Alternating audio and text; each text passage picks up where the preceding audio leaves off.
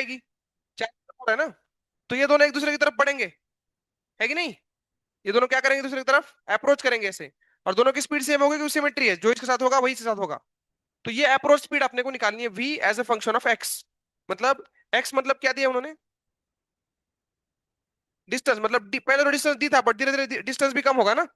तो वो जब x रहेगा, मतलब थोड़ी देर के बाद डायग्राम ऐसी बनेगी, ये इधर आ जाएगा और ये इधर आ जाएगा, और डिस्टेंस कितना बचेगा, x बचेगा। तो ये जो v है और उसका x का फंक्शन क्या है, ऐसे पूछ रहा है। ठीक है नहीं, इस तरह से कुछ पूछ रहा है। तो इसमें भी देखो थोड़ा दिमाग लगाना पड़ेगा, बहुत सारा मैथ भी लगेगी और डिफरेंशिएशन भी आएगा काम में।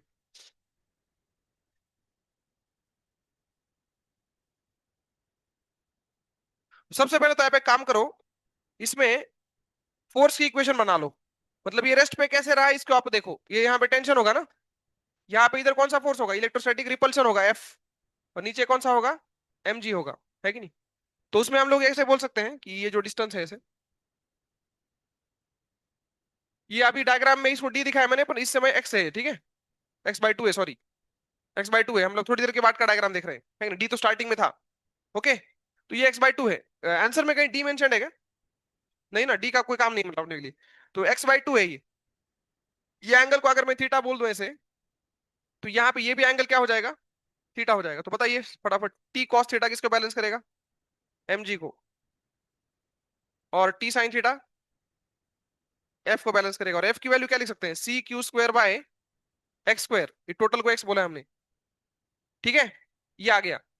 अब इसमें क्या करेंगे हम लोग, ऑब्वियसली डिवाइड करेंगे, tan theta equal to C Q square by M G X square. तो ये अपने पास इक्वेशन आ गई है। अब टेन थीटा क्यू अभी आपको थोड़ा सा लिखना पड़ेगा, क्योंकि क्यू इसमें वेरिएबल है, चार्ज घट रहा है, एक्स भी घट रहा है, और टेन थीटा भी वेरिएबल है। तीन तीन वेरिएबल नहीं चाहिए, दो ठीक है, दो में डिफरेंशिएशन हो सकता है, एक का रिस्पेक्ट दूसरा। टेन थीटा को क्या लिख सकता हूं मैं, क्योंकि यहाँ पे क्या बोला है देखो, डी इज वेरी वेरी छोटा, मतलब एंगल भी छोटा। एंगल छोटा है तो डायरेक्ट में is equal to tan theta को थीटा ही लिख सकता हूँ। या फिर टेन थीटा को जनरली क्या लिखते हैं हम लोग, साइन थीटा लिखते हैं ना। मतलब x/2 अपॉन एल लिख सकता हूँ ना। तो टेन थीटा को लिख सकता हूँ मैं x/2 एल। क्या लिख सकता हूँ, x/2 एल। कसं लिहिलंय x/2 L, S is equal to R theta, माहिती का, वहां से निकाला, theta is equal to S by R. Arc length के नाम पे x/2 को उठा लिया, और रेडियस के नाम पे एल को उठा लिया। समझ में आया। तो इस तरह से x/2 एल लिख दिया मैंने। अब यहां से हम लोग क्या लिख सकते हैं, देखो, एक्स क्यूब दिख रहा है, X cube is proportional to Q square, बाकी सब कांस्टेंट है। अरे बोलो। अब इसको क्या करेंगे, ऑब्वियसली डिफरेंशिएट करेंगे। आप लगा काढायचं dx/dt काढायचं, काय काढायचं आपल्याला, dx/dt, that is the rate of change of, rate of decrease of axis velocity ना। अरे बोलो। तो dx/dt जो होगा वो क्या होगा, तो इसके लिए आप ऐसे करो, x is proportional to Q की पावर 2/3 कर दो। सही है ना बेटा, x is proportional to Q की पावर 2/3। आपल्याला काय काढायचं होतं खरं, v काढायचं ना। हाँ, तो आप इसको डिफरेंशिएट करो। तो v इज प्रोपोर्शनल टू, क्योंकि डिफरेंशिएशन में जो भी कांस्टेंट आएगा आपका, उसके बाद जो है क्यू की पावर 2/3 का डिफरेंशिएशन बताओ। क्यू की पावर 2/3 का डिफरेंशिएशन, पावर उतर जाएगी नीचे, 2/3 इंटू ब्रैकेट क्यू की power -1/3 into D Q by D T. D Q by D T क्या है उधर देखो, कांस्टेंट है कि नहीं। तो v इज प्रोपोर्शनल टू क्या आ गया, सिंपली क्यू की पावर -1/3, ऐसे आ गया। v is proportional to Q की पावर -1/3 आ गया ना। आपल्याला एक्स पाहिजे होतं का, एक्स कुठून आणणार, क्यू और एक्स में कोई रिलेशन है क्या, इधर तो है ना, ये देखो, ये रहा ना ये, X cube is proportional to Q square ना। तो एक्स की पावर कितना हो जाएगा, 3/2 इज प्रोपोर्शनल टू क्यू। मतलब क्यूच्या ठिकाणी आपण काय ठेवू शकतो, एक्स की पावर 3/2, क्यूच्या ठिकाणी काय ठेवा, एक्स की पावर 3/2, त्याची पावर 1/3 बघा. किती झालं मग एक्स ची पावर, इथं व्ही ची पावर 3 कटलं ना, -1/2 झालं एक्स ची पावर. असं आहे का उत्तर, हो गया, ठीक है। कांस्टेंट होने के कारण प्रोपोर्शनैलिटी लिखते जाओ, कांस्टेंट की कोई मतलब, कांस्टेंट को जानने की कोई जरूरत नहीं है, प्रोपोर्शनैलिटी देख रहे हैं हम लोग, ऑप्शन में भी प्रोपोर्शनैलिटी पूछा है। तो कांस्टेंट कुछ भी हो, उससे फर्क नहीं पड़ेगा। हम्म, के कांस्टेंट है वो, उधर देखो ऊपर, D Q by D T constant लिखा है ना, वो वाला के हो। प्रोपोर्शनैलिटी में कांस्टेंट का क्या काम होता है, कांस्टेंट तो निकल जाते हैं सारे, ठीक है। डिफरेंशिएशन क्या होता है, क्यू की पावर 2/3 का, पहले डिफरेंशिएशन करो विद रिस्पेक्ट टू क्यू, और फिर क्यू का विद रिस्पेक्ट टू टाइम करते हैं ना हम लोग।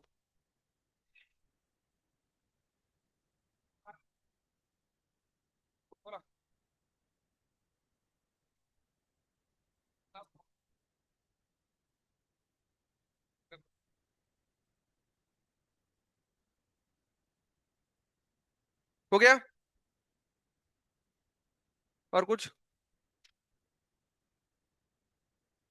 when a soap bubble is given electric charge it contracts it expands काय दिलं होतं? एक्सपांड ले असते मग सोप बबल क्यों एक्सपांड करेगा सोचो? करेगा ना एक्सपांड? असते ना दी। अरे सोप बबल एक गोल असते ना सोप बबल, उसके ऊपर चार्ज डाल दो तो चार्ज सारे क्या करेंगे? रिपेल करेंगे। चार्ज एक दूसरे को रिपेल करेंगे ना सारे, तो कहाँ जाएंगे? अंदर बैठेंगे कि एक्सट्रीम पे जाएंगे ऐसे बाहर? बाहर बैठेंगे ना सारे, जितना दूर हो सके एक दूसरे दूर जाएंगे, दूर जाने के चक्कर में एक्सपांड हो जाएगा वो। ऐसे इमेजिन करो और क्या। सारे चार्ज आप डालोगे तो वो पास बैठेंगे कि दूर जाएंगे दूसरे से? एक स्पीयर में आप दूर कहाँ जा सकते हो? सारे सरकमफेरेंस पे बैठ जाओ, सरफेस पे बैठ जाओ ना, उससे दूर कहाँ जाओगे? है कि नहीं? तो सरफेस पे सारे बैठेंगे ऐसे, कॉन्ट्रैक्शन तैयार नहीं होगा सर, उसमें एक्सपांशन तैयार नहीं होगा उसमें, एक्सपांड हो जाएगा बबल। क्योंकि चार्जेस का टेंडेंसी क्या है? जितना दूर हो सके उतना दूर जाके बैठे एक दूसरे से, पास तो नहीं बैठते वो रिपल्शन के कारण। ठीक है।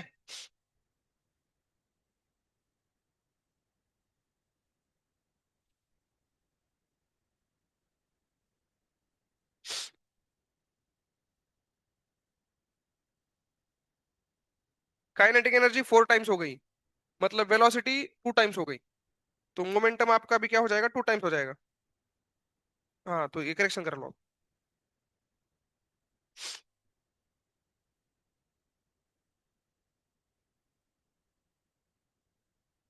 और डाइपोल लगा, डाइपोल ना गई।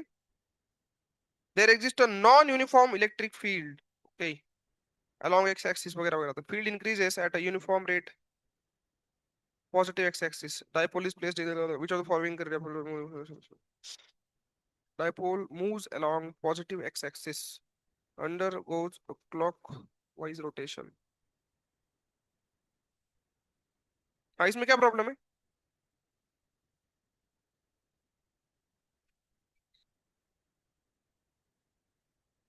Field increase at a uniform rate along x axis, तो देखो माइनस क्यू पे ज्यादा फोर्स लगेगा मतलब, है ना? एक्स एक्सिस के अलॉन्ग फील्ड बढ़ती है आणि लांब कोण ठेवलंय बघा, मायनस क्यू उजवीकडे लांब ठेवलाय ना, तो मायनस क्यू वर जास्त फोर्स लागल, प्लस क्यू वर कमी लागल।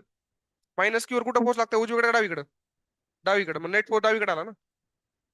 हाँ ठीक है, ऐसे करो। साफ साफ बोल तो रहा, electric field increases along x direction, म्हणजे एक्स डायरेक्शनला जो पुढे असेल त्याच्यावर जास्त फोर्स लागणार।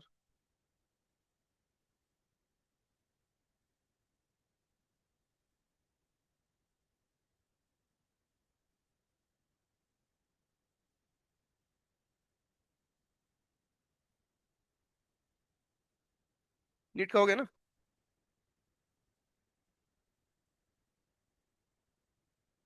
कौन था? बताओ नंबर, इधर ही देखता हूँ मैं। 14 काटे वो।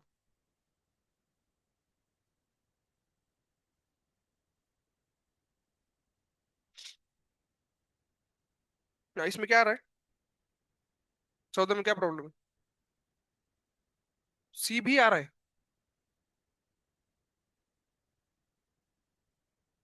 अच्छा दोनों, अच्छा एक अपवर्ड एक डाउनवर्ड, इतना ही फर्क है ना? वैल्यू सेम है। अपवर्ड डाउनवर्ड में समझ नहीं आता क्या यार, कमाल है। दोनों ये माइनस है तो इनका तो कट जाएगा, एक माइनस का बचेगा, ये इधर होगा, ये इधर होगा, तो इधर भी कटा।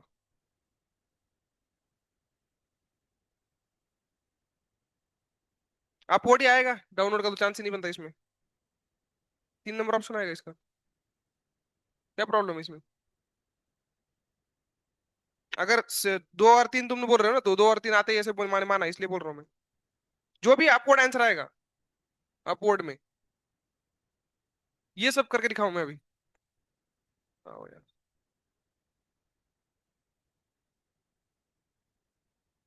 देखो इधर एक क्यू है, इसको मैं काट देता हूँ, इधर डायरेक्ट क्यू बच गया एक, वो दोनों क्रॉस वाले कट गए ना, उनका इलेक्ट्रिक फील्ड। माइनस भी ये कट जाएगा, इधर एक माइनस क्यू बचेगा, बस इतना ही तो है इसमें, और क्या? बाकी सब तो काट डालेंगे ना दूसरे को। तो सेंटर पे इन दोनों का क्या होगा ये मैं बताऊंगा अभी तुमको। ये किधर जा रहा है? इधर ना ऐसे, और ये इधर जाएगा ऐसे, अपवर्ड आएगा क्या इसमें? ये तो खींचता है ना अपनी तरफ, और ये रिपेल करेगा, अपवर्ड आएगा दोनों का। वैल्यू, वैल्यू निकालो ना, अब मैं क्या करूँ इसमें? नहीं आ रहा तो करेक्शन बोलो, कुछ तो बोलो। वैल्यू नहीं निकाल पा रहे हो? काय पागल झालो का? व्हॅल्यू काढून दाखवू का तुम्ही? तुम्हाला कॅल्क्युलेशन करून दाखवू? तुम्ही कुणी सोडवलंय ह्याच्यामध्ये एक्झाम मध्ये? कुणी सोडवलंय? आलंय का बरोबर? तू काय प्रॉब्लेम हो रही है? सोडवलंय का तू? आले ना बरोबर? किती ऑप्शन आले? ह्यांनी काय दिले? एस दिले ना? झालं मग काय आता? ये नहीं कर पाओगे तुम लोग, ये दोनों का चार्ज के लिए ट्रिपल नहीं निकाल पाओगे।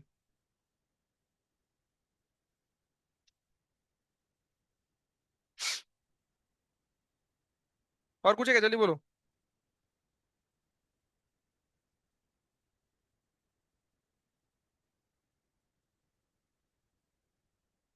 और कुछ नहीं है ना? ठीक है, हम लोग आगे बढ़ते हैं। नॉर्मल क्लास में क्या चल रहा था बताओ?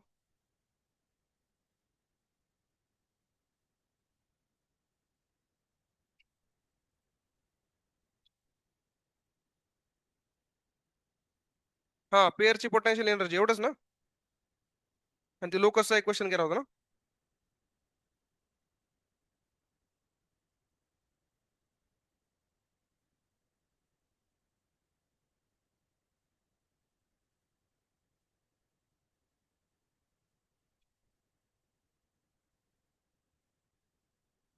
ठीक है।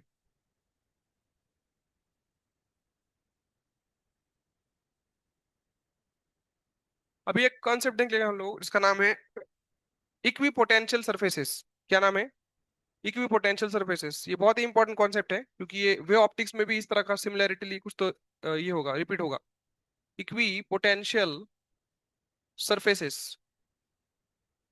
अब इसका मतलब आप नाम से ही समझ जाओ क्या लिखा है। देखो, इक्वी पोटेंशियल सरफेस, तो पहली बात तो एक सरफेस है, ठीक है, और वो कैसा है? मतलब उस सरफेस पे बहुत सारे पॉइंट्स होंगे, इनफाइनाइट पॉइंट, सबका पोटेंशियल क्या आएगा? सेम आएगा, है कि नहीं? अब एक पॉइंट चार्ज की वजह से आने वाला पोटेंशियल का फॉर्मूला याद करो। पॉइंट चार्ज की वजह से पोटेंशियल क्या बन? C Q by R. अगर मेरे को ऐसे सारे पॉइंट ढूंढने हैं जिनका पोटेंशियल सेम हो, तो सी और क्यू तो चार्ज के है ना, आर मतलब डिस्टेंस का है, तो आर सबका सेम होना चाहिए, है कि नहीं? तो स्पीयर बन जाएगा। क्या बन जाएगा? फॉर एग्जाम्पल यहाँ पे एक चार्ज है, इस चार्ज से आर दूरी पे एक स्पीयर इमेजिन करो इसके आजू बाजू। वहां का पोटेंशियल क्या होगा सबका? C Q by R. और वेक्टर तो होता ना, स्केलर होता है, तो सारे स्पीयर के सरफेस के पोटेंशियल क्या हो जाएगा? C Q by R. मतलब वो स्पीयर क्या बन जाएगा? Equipotential. क्या बन जाएगा? तो एक पॉइंट चार्ज के लिए बड़ा ही सिंपल इमेजिन करना।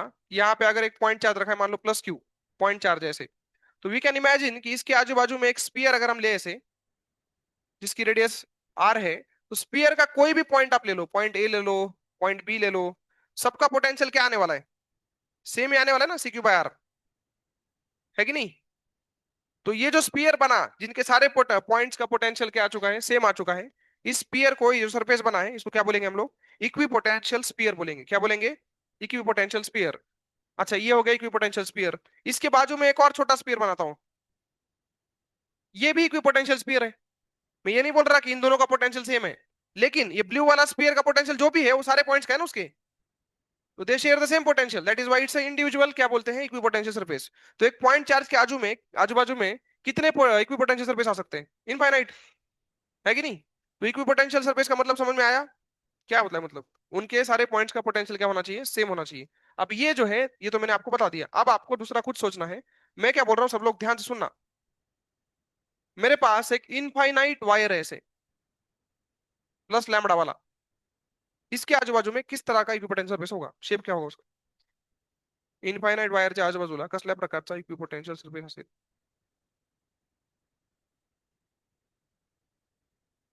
सर्कल। सर्कल तो इधर सर्कल, सरफेस में सर्कल होता है। सर्कल 2D डायग्राम में 3D है। सर्कल सरफेस एरिया कितनी है वो? सरफेस चाहिए ना, सरफेस सर्कल का होता है कोई? सरफेस एरिया काढता आला पाहिजे त्याला। सिलेंडर कसला पण, हाँ, वर्टिकल सिलेंडर, इसको बोलते हैं कोएक्सियल सिलेंडर। मतलब सब लोग इमेजिन करो, इस तरह का एक सिलेंडर है,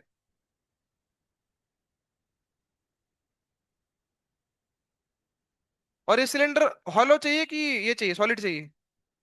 सोचो, अगर सॉलिड लिया तो उसका टोपन का एरिया भी आएगा और कर्व सरफेस एरिया भी आएगा, है कि नहीं? हॉलो चाहिए, हॉलो। सॉलिड क्यों चाहिए भैया? हॉलो चाहिए। तो ये जो हॉलो सिलेंडर है, इसका सिर्फ एक ही एरिया है, कौन सा? फक्त आणि फक्त कर्व सरफेस एरिया, टोपना नाही त्याला। तो वो सारा कर्व सरफेस एरिया इस वायर से इक्वी डिस्टेंट है, देखो। अरे ये सिंपल है ना भाई, ये दिख रहा है वायर, इसके आजू बाजू जो है सिलेंडर मानो। सारे पॉइंट डिस्टेंस कैसे लेते हैं हम लोग? कहां से लेते हैं? परपेंडिकुलर डिस्टेंस ना, तो सबका तो आर एक ही हो गया ना, है कि नहीं? दैट इज वाई इन सारे पॉइंट्स का पोटेंशियल क्या आएगा, जैसे पॉइंट ए जो है वो भी आर दूरी पे है, पॉइंट बी भी कितना है आर दूरी पे, दूरी तो यहां से लिया था ना परपेंडिकुलर वाली, कोई भी पॉइंट ले लो सरफेस के ऊपर, कर्व सरफेस के ऊपर, that is why we have chosen hollow cylinder. ठीक है, तो ये सारे पॉइंट्स क्या हो जाएंगे, इक्वी पोटेंशियल हो जाएंगे, इसलिए कौन सा सिलेंडर है ये, इक्वी पोटेंशियल सिलेंडर। एक पॉइंट चार्ज के लिए होता है स्पीयर, और एक लाइन चार्ज के लिए होता है कोएक्सियल सिलेंडर बोलते हैं इसको। ये कॉन्सेंट्रिक स्पीयर है, ये आपका है कोएक्सियल, मतलब इसकी एक्सिस और वो चार्ज की लाइन मैच करनी चाहिए, कोएक्सियल सिलेंडर। और यहाँ पे क्या नाम था इसका ब्लू वाले का, कॉन्सेंट्रिक स्पीयर, क्या नाम था, कॉन्सेंट्रिक स्पीयर। वैसे इमेजिन करने बस आपने को कि ऐसे सरफेस एग्जिस्ट करते हैं जहां पे पोटेंशियल क्या होगा, सेम होगा। समझ में आया सबको। अब आप बोलोगे सर इसका पोटेंशियल तो निकाल सकता हूं मैं, स्पीयर का कितना पोटेंशियल है इसका, सी क्यू बाय आर ना, इसका पोटेंशियल क्या है, आपने तो फॉर्मूला बताया नहीं, आपने इनफाइनाइट वायर का फॉर्मूला कौन सा बताया था, इलेक्ट्रिक फील्ड का बताया था। मैं पूछ रहा हूँ पोटेंशियल, तो इनफाइनाइट वायर के बाजू में पोटेंशियल डिफाइन नहीं कर सकते, क्यों नहीं कर सकते, ये क्या बकवास है, ऐसे कैसे नहीं कर सकते, इलेक्ट्रिक फील्ड कर सकते हैं बट पोटेंशियल डिफाइन नहीं कर सकते, ये क्या चल रहा है। इसलिए नहीं कर सकते क्योंकि जब भी किसी ऑब्जेक्ट का पोटेंशियल हम डिफाइन करते हैं तो उसका बेसिक डेफिनेशन याद करो, work done in bringing unit positive charge from infinite, ये खुद ही इनफाइनाइट हो जा रहा है, कहां से लाओगे चार्ज।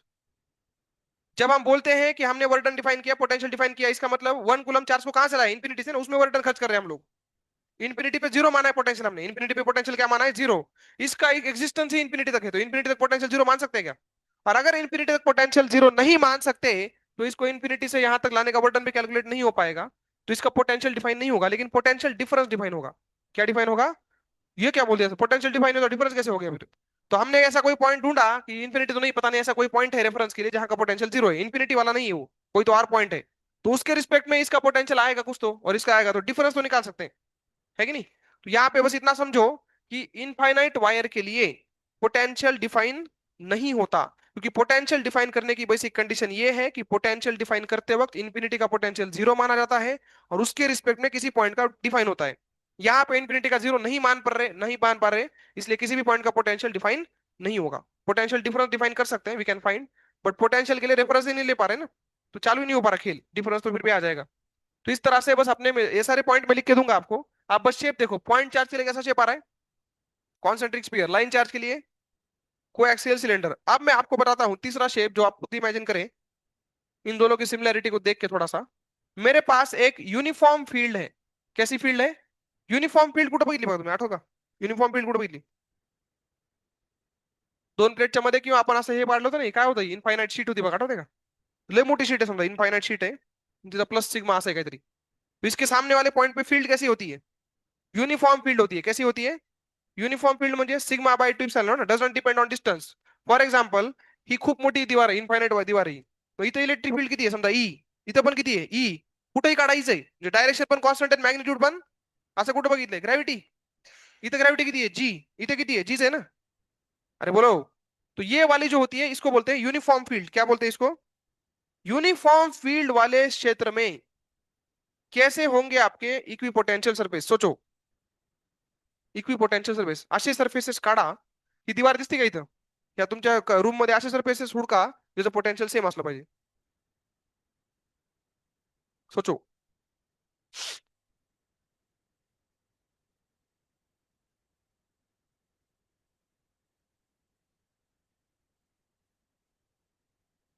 हम्म, हाँ सिंपल हो गया, इसके सामने इसके पैरेलल एक क्या रख दो, प्लेन रख दो, ये हो गया इक्वी पोटेंशियल सरफेस, क्योंकि each and every point of this plane is equidistant ना, है कि नहीं। जैसे ये दीवार है, इसके सामने एक और दीवार रख दो, तो ये इक्वी पोटेंशियल हो जाएगा, क्योंकि दीवार से इक्वी डिस्टेंट है ना ये, अरे यार बोलो, दीवार से क्या है, इक्वी डिस्टेंट है, तो वहां का जो है क्या बोलते हैं आप देखो, सारा पोटेंशियल इसका अगर 12 वोल्ट का है ये, तो सारा प्लेन ही 12 वोल्ट का हो जाएगा, तो सेट ऑफ पैरेलल प्लेन्स हम बोल सकते हैं, इस तरह से बनेंगे सेट ऑफ पैरेलल प्लेन्स। अच्छा, इसके सामने एक और प्लेन रखता हूं मैं ऐसे, इसका पोटेंशियल 12 वोल्ट होगा, उससे कम होगा। एक डेफिनेशन मैंने एक चीज बोली थी, इलेक्ट्रिक फील्ड की दिशा में पोटेंशियल, मुझे बताया था कि नहीं बताया, बताया था ना, इलेक्ट्रिक फील्ड ऐसी है ना, तो इसका पोटेंशियल घटता जाएगा, ये 10 वोल्ट हो जाएगा, बट जो भी पॉइंट्स इसके ऊपर हैं सारे 10 वोल्ट के होंगे, इसलिए इस इंडिविजुअल को बोला गया है इक्वी पोटेंशियल सरफेस। ये दूसरा वाला सरफेस है, तीसरा वाला एक और आएंगे, बहुत सारे आएंगे ऐसे। ठीक है, तो बस 3 पॉइंट याद रखने हैं, पॉइंट चार साठी स्पीयर असते, लाइन चार साठी सिलेंडर असते, आणि युनिफॉर्म फील्ड साठी सेट ऑफ पॅरलल प्लेन्स असतात. ये डायग्राम्स पूरे बना लो, फिर मैं आपको याद रखने वाली चीजें लिख के देता हूँ पॉइंट वाइज. डायग्राम बना जल्दी से, इक्विपोटेंशियल सरफेस के डायग्राम. पहले डायग्राम का नाम है पॉइंट चार्ज, दूसरे का है इनफाइनाइट वायर, और तीसरे का है यूनिफॉर्म फील्ड.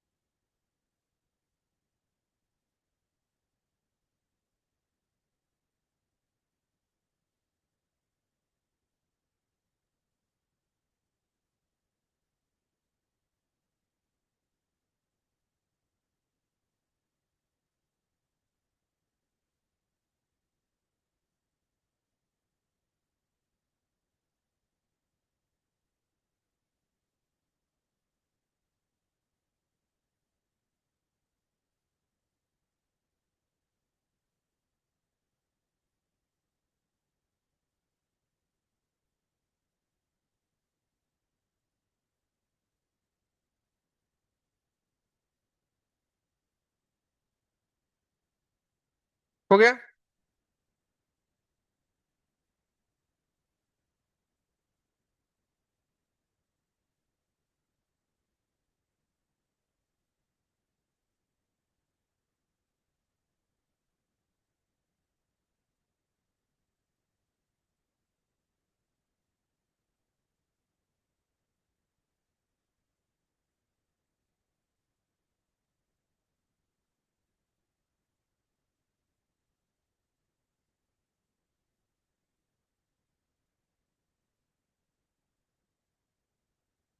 हो गया ना.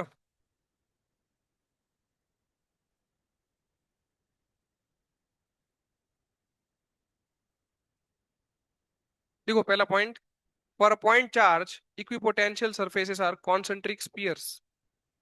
जल्दी लिखते जाओ. For a point charge equipotential surfaces are concentric spheres.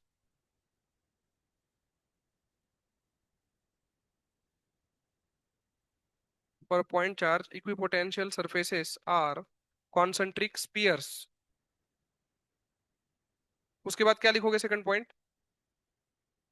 दूसरा कौन सा चार्ज है? लाइन चार्ज बोलते हैं उसको.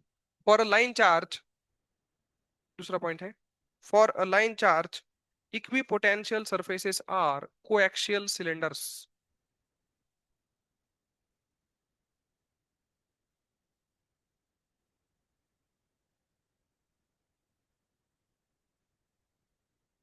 For a line charge equipotential surfaces are coaxial cylinders.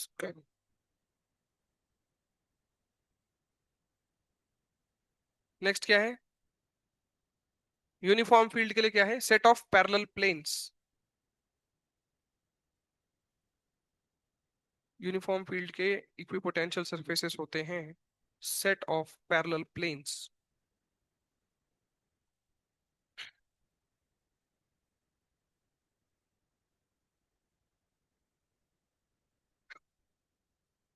यहां से तीनों को देख के एक प्रॉपर्टी हमें दिखती है. तेरे रिलेशन आप ध्यान से देखो जरा. यहाँ पे जो भी इलेक्ट्रिक फील्ड होगी ना, उसको पहले मैं ड्रॉ करता हूँ, वहां से कुछ प्रॉपर्टी आने वाली है. पॉइंट चार्ज की इलेक्ट्रिक फील्ड कैसी होती है? देखो सब लोग, रेडियल होती है ना इस तरह से. इसको आप देखो, ठीक है. यहाँ से कुछ पूछने वाला हूं मैं. फिर ये लाइन चार्ज है, इसकी भी इलेक्ट्रिक फील्ड कैसी होती है? रेडियल होती है, बट एक प्लेन में कन्फाइंड होती है, ऐसे है ना. यहाँ की ऐसे होगी, यहाँ की फिर ऐसे होगी नीचे की. याद आ रहा है कुछ? इमेजिन करो सब लोग, जैसे हमने बोला था कि ये इनफाइनाइट वायर है, तो यहाँ पे इलेक्ट्रिक फील्ड ऐसी होती है ना, कोई भी इलेक्ट्रिक फील्ड ऐसे नीचे नहीं जाती. सर्कल बनते हैं लेकिन इसी प्लेन में बनते हैं ऐसे, है ना, एक एक पॉइंट से, फिर ऊपर का ऊपर बनेगा ऐसे, तो ये सब बनता है। उसके बाद ये तो आपको दिख ही रही इलेक्ट्रिक फील्ड, तो ऐसे यूनिफॉर्म है ना आरडीबी। तो यहां से एक चीज नोटिस हो रही है, direction of electric field is always perpendicular to equipotential surface. ध्यान से देखो, इक्विपोटेंशियल सरफेस ला आर पार परपेंडिकुलरली क्रॉस करती कौन, इलेक्ट्रिक फील्ड। दिख रहा है हर जगह पे। तुम बोलोगे यहाँ पे कैसे, तो यहाँ पे देखो ये स्पीयर है, तो स्पीयर का इतना बस पैच देखो तुम लोग, ये एरिया दिख रहा है स्पीयर का, फुटबॉल सर का असते ना, फुटबॉल एक पट्टा असते बघा दी, तो उस पट्टे को बराबर परपेंडिकुलरली क्रॉस करेगा वो। इक्विपोटेंशियल सरफेसला इलेक्ट्रिक फील्ड नेहमी काय असते, परपेंडिकुलर असते, आप इसको याद रखना। जैसे यहां से इलेक्ट्रिक फील्ड अगर मैं निकालू, तो यहाँ पर भी सिलेंडर है 3D में, तो इसका भी एक पैच होगा देखो ऐसे, है कि नहीं, सिलेंडर है वो 3D में ऐसे, तो उसको बराबर क्या जा रहा है, वो आर पार परपेंडिकुलरली जा रहा है। तो नोट लिखो सबसे important property, electric field, electric field is always perpendicular to equipotential surface. Electric field is always perpendicular to equipotential surface.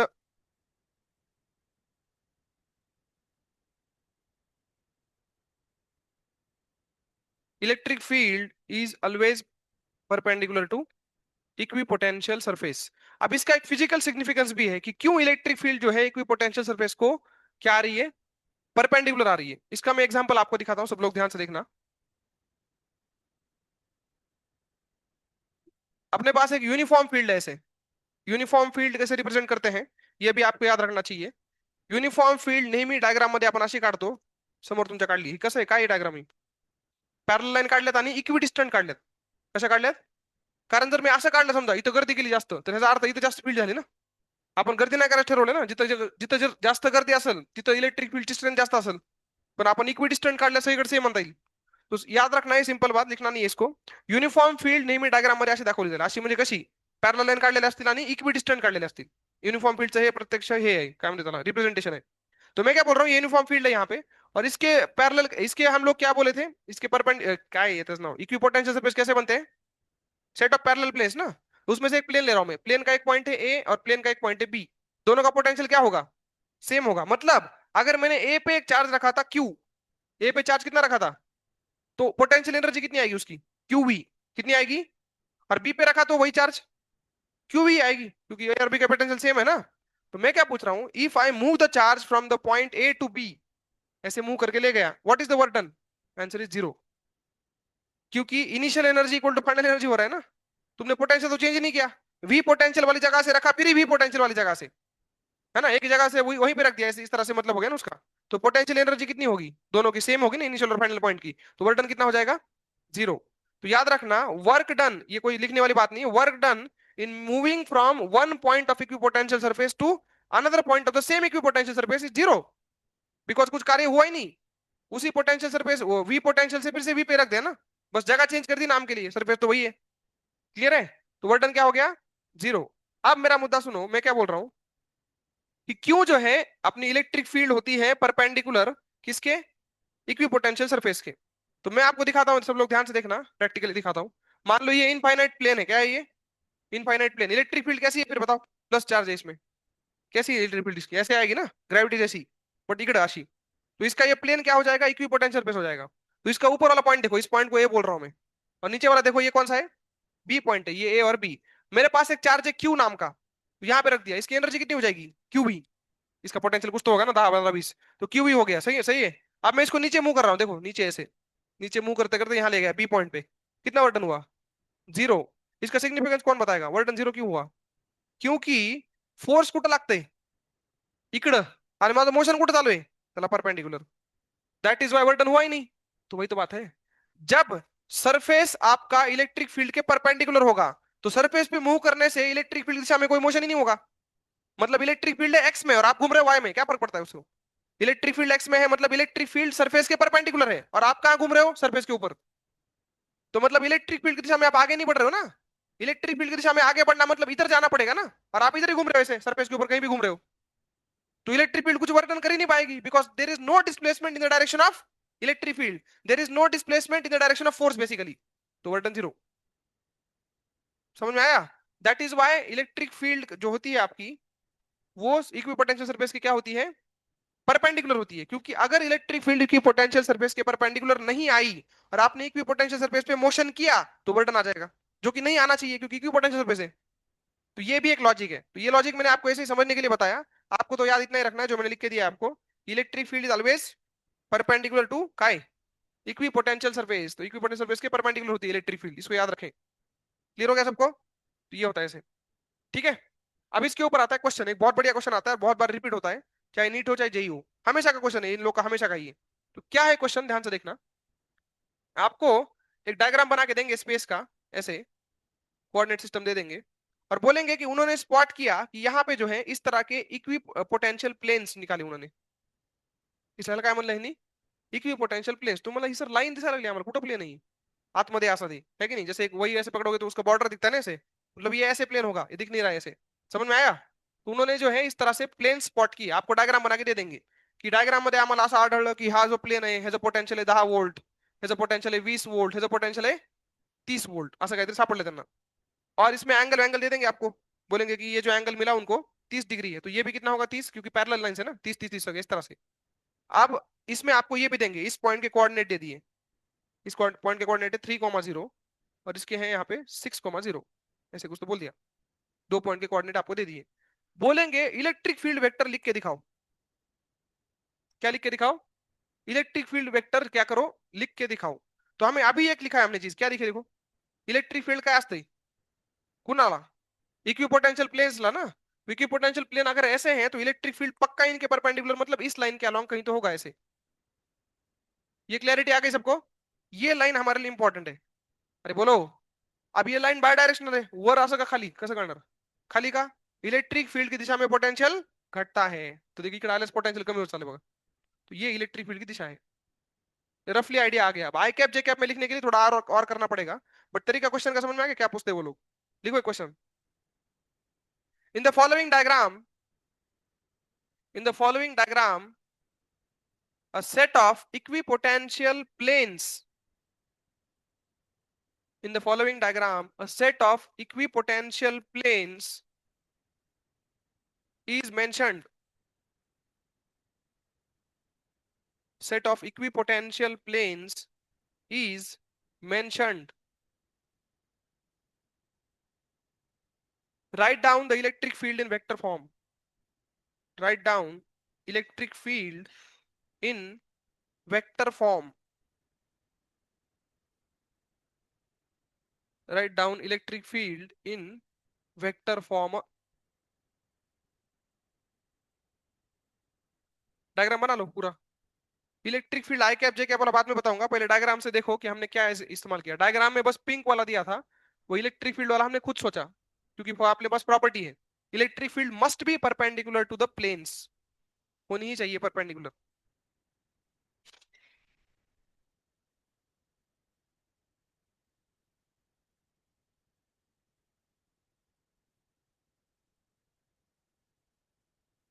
तो इलेक्ट्रिक फील्ड की डायरेक्शन प्रॉपर्टीज की मदद से हमने ऑब्टेन कर ली है, एक बेसिक आइडिया लग गया है कि इलेक्ट्रिक फील्ड की डायरेक्शन क्या आएगी।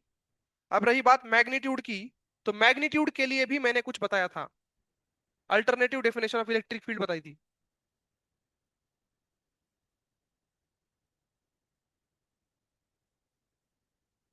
एक फॉर्मूला भी दिया था, minus DV by D R A D X, ऐसे कुछ दिया था ना, distance basically minus DV by D R. याद है क्या? मतलब उसको ग्रेडियंट बोला था, याद है? काय अर्थ होता ग्रेडियंट शब्दाचा? मराठी सांग simple, what is the meaning of gradient? प्रत्येक मीटर चालल्यावर किती ना व्होल्टेज कमी झालं त्याला आपण काय म्हणतो? ग्रेडियंट म्हणतो। पण कुठं चालायचं, कुठे भी चालायचं बोंबलत, एक्स एक्सिस ला वाय एक्सिस ला कुठं चालायचं? Along the direction of electric field चलना है, इधर उधर नहीं चलना है। तो सिंपल अपने को अब ये निकालना है, इलेक्ट्रिक फील्ड म्हणजेच ह्या डायरेक्शनला इलेक्ट्रिक फील्डच्या ए पासून बी गेल्यावर प्रत्येक मीटर मागं किती पोटेंशियल कमी होता है, ह्यालाच आपण काय म्हणतो? इलेक्ट्रिक फील्ड म्हणतो। याद है क्या? इस हिसाब से देखें हम लोग, तो सब लोग ध्यान से देखना। हमें ये तो पता है कि दो इक्वी पोटेंशियल सरफेस का पोटेंशियल डिफरेंस कितने का है? 10 का है। डिस्टेंस एक बार मिल गया तो काम हो जाएगा। तो मुझे अभी कुछ नहीं करना है, मुझे ये डिस्टेंस चाहिए। मुझे क्या चाहिए? ये डिस्टेंस। उसके बाद फॉर्मूला क्या लगाऊंगा मैं? Electric field is equal to delta V upon delta X, ये फॉर्मूला लगाऊंगा ना, क्योंकि बराबर मैं उसी दिशा में चलाऊं। डेल्टा वी कितना है? अरे दोनों चीजें में डेल्टा वी कितना? 10 ना। अपॉन डेल्टा एक्स म्हणजे डिस्टन्स ना. हे कसं काढणार आता? अँगल दिला काय तर विचार करा ना, परपेंडिक्युलर आहे ते, जॉमेट्री लावा ना काहीतरी. हे डिस्टन्स कसं काढणार? तर हे डिस्टन्स काढण्यासाठी तुम्ही इथं या, इथं या इथं, कारण इथलंच माहिती आहे आपल्याला सगळं आहे ना. हे पण तेच डिस्टन्स आहे बघा, परपेंडिक्युलर वालं. अरे बोला, एक ट्रायंगल दिसला का? हा ट्रायंगल, ह्याच्यामध्ये ही साईड किती आहे? 3 आहे. ही अँगल किती आहे? 30. एवढं काढू शकत नाही तुम्ही डेल्टा एक्स. डेल्टा एक्स कसं काढणार सांगा? क्या हो गया? हाँ? तो ये एंगल 60 है, सॉरी हाँ. तो इसके बाद ये कितना हो गया, फिर 1.5 हो गया वो तो, है ना? तो डेल्टा एक्स की वैल्यू 1.5 आ गई ना? अरे बोलो जल्दी से. अब यहाँ पे क्या डालना है डेल्टा एक्स की वैल्यू? 1.5 कितना आएगा ये? 20/3 आ जाएगा. कितना आ जाएगा? 20/3. ये क्या आया? इलेक्ट्रिक फील्ड का मैग्नीट्यूड. ये क्या इलेक्ट्रिक फील्ड का? अब मेरे पास एक वेक्टर इलेक्ट्रिक फील्ड नाम का, जो कि इस दिशा में है ऐसे, जिसका मैग्नीट्यूड कितना है? 20/3. और जिसका एंगल कितना है बताइए? हॉरिजॉन्टल के साथ एंगल हमने नेबर निकाला ना. ये तो है हॉरिजॉन्टल के साथ एंगल 60 है ना. अब इसकी कंपोनेंट नहीं कर सकते हम लोग आई कैप जे कैप में, तो हो गई इलेक्ट्रिक फील्ड आ गई. जिंदा हो सब लोग? तो फिर से प्रोसीजर रिपीट करता हूँ, ये क्वेश्चन बहुत इंपॉर्टेंट है, एज इट इज आता है. पहली बात तो डिसाइड करो इलेक्ट्रिक फील्ड की डायरेक्शन कैसे डिसाइड करनी है. इक्विपोटेंशियल बेस के परपेंडिकुलर, और उस दिशा में होनी चाहिए जहां पोटेंशियल घट रहा हो. समझ में आया? ऐसे ऊपर नहीं जाने का, नीचे आने का, क्योंकि इधर, अगर इधर ऐसे होता कि 30 20 10 तो इधर जाते हम लोग, है कि नहीं. एनीवेज, ये हो गया पहला पॉइंट. उसके बाद हमें क्या निकालना है? ये फॉर्मूला याद रखना, E is equal to delta V by delta X. Delta V तो दिया होता है क्वेश्चन में. डेल्टा एक्स निकालने के लिए जहां कोऑर्डिनेट दिए वहां डायग्राम बनाओ, जो ज्योमेट्री लगाओ वहां का डेल्टा एक्स निकल जाएगा. समझ में आया सबको? उसके बाद भी इलेक्ट्रिक फील्ड नहीं मिलेगी. इलेक्ट्रिक फील्ड का क्या मिलेगा? मैग्नीट्यूड. फिर उसका वेक्टर ड्रॉ करो 20/3 का, और फिर कंपोनेंट होकर आई कैप जे कैप आएगा. समझ गए? 3 स्टेप प्रोसीजर. लिखो. ऐसा ही क्वेश्चन में तुम देने वाला हूं आपको, इसको जल्दी से लिखो क्योंकि ये काफी इंपॉर्टेंट वैरायटी है.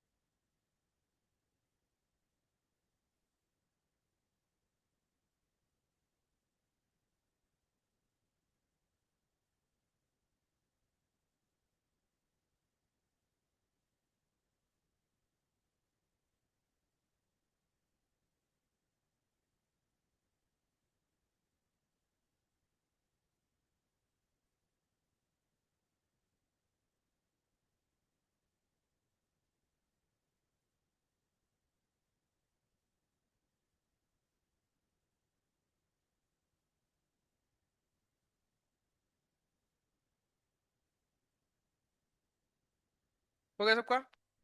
दूसरा क्वेश्चन दूं क्या? ये क्वेश्चन आपको खुद से करना है, ठीक है?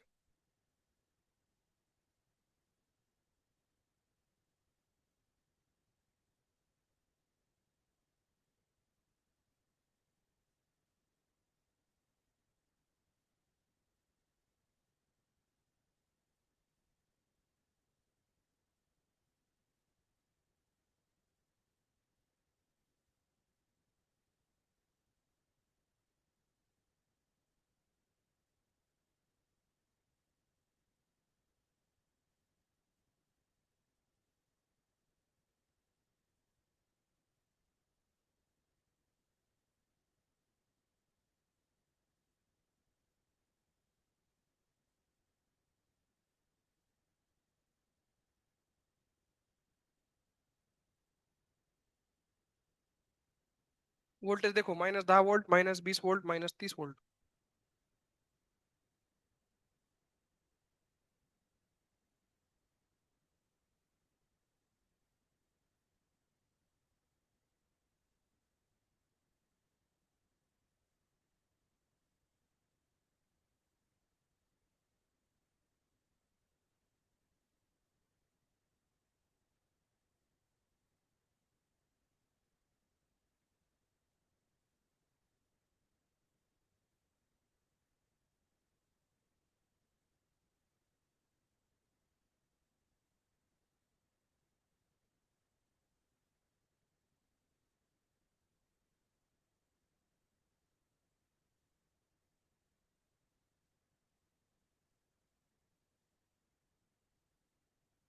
कितना है आई कैप जे कैप?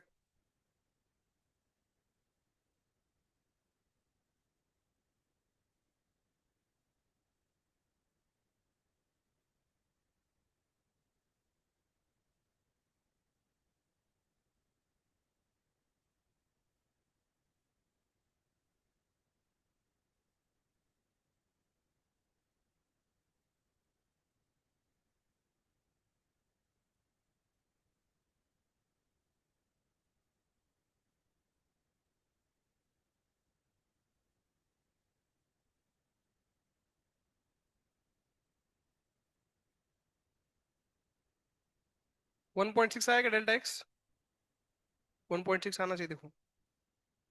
इलेक्ट्रिक फील्ड का मैग्नीट्यूड लिखता हूँ पहले। मैग्नीट्यूड तो है 10/1.6 विच इज 8/5 वस्तु है, 8/5 हो जाएगा। 25/4 आया, जाकर 0.25। नहीं, 6.25 सॉरी। तो इसको ऐसे रखो, कंपोनेंट होंगे ना फिर। और डायरेक्शन कैसी है सब लोग जानते हैं, डायरेक्शन जो है ऐसे नीचे की तरफ होगी कि ना। नीचे की तरफ होगी मतलब ये जो एंगल है आपका वर्टिकल के साथ वो 37 डिग्री हो जाएगा, है कि नहीं?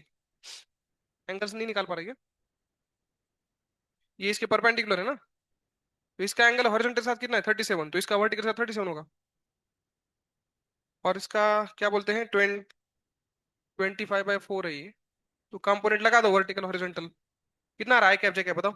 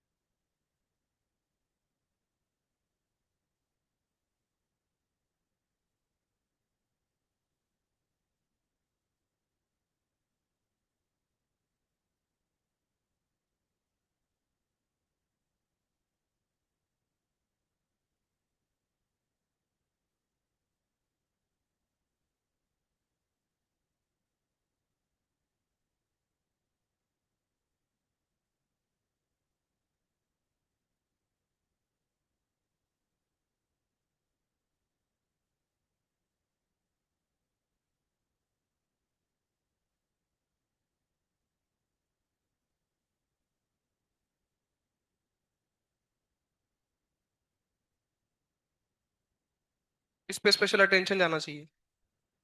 इसका साइकिल है एक्चुअली, मैं देखा हूँ हर 2-3 साल में एक बार आता है वो। बार बार बार बार बार आता है।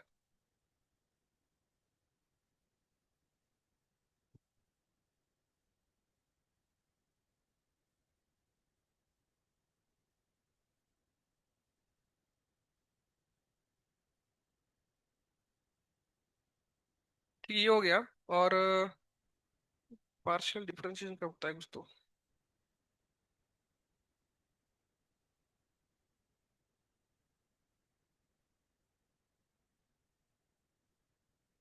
क्या हुआ इसको? आपको कभी कभी पोटेंशियल का इक्वेशन मिलेगा ऐसे। पोटेंशियल तो वेक्टर नहीं होता, सॉरी स्केलर है। Potential is given bye 3x² z³ y असलं काहीतरी दिलंय। तो इससे आपको पूछेंगे इलेक्ट्रिक फील्ड निकालो, क्या निकालो, इलेक्ट्रिक फील्ड निकालो। अभी एक पर्टिकुलर टाइप है, नीट में भी आता है, इसको याद रखना। तो हमने ऐसा अभी वर्क एनर्जी में थोड़ी देर पहले देखा भी था वैसे। इलेक्ट्रिक फील्ड का फॉर्मूला क्या है बेटा, in terms of potential, minus DV by D X, magnitude बाई देखे तो, है ना।